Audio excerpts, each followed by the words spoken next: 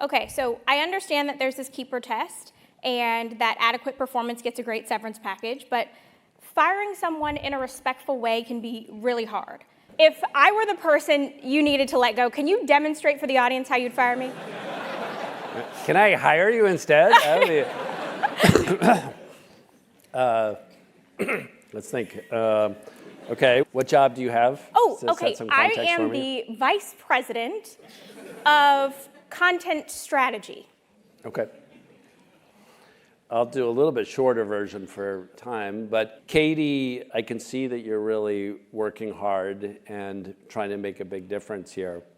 If I'm really honest with you, if you quit to go somewhere else, I wouldn't try to change your mind.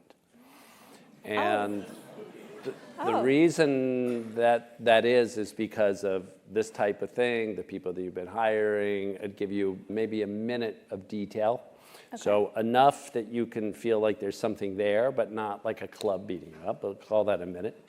And I say, this is really hard for you, Katie, I understand that. But my commitment to the company is that if I wouldn't go to change your mind, then I have to give you a severance package. And the severance package is this, and it's relatively generous, typically like 9 months of compensation these days, so it's a lot. Wow. If you think about person X or Y that are no longer at Netflix, we all have great relationships with them, and it's like a professional sports team where it really sucks to get cut from the team, but it's not an ethical judgment or a moral judgment or a judgment of you as a person. Okay, well, thank you. Okay. So at least in my theory, what we're trying to do is get away from you suck. Yeah. Okay, and you're a great person.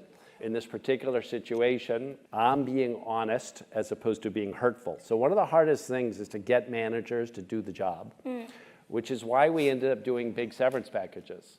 The severance package is a bribe to the manager to get the job done, because managers, almost by definition, like people. So they really don't like firing people.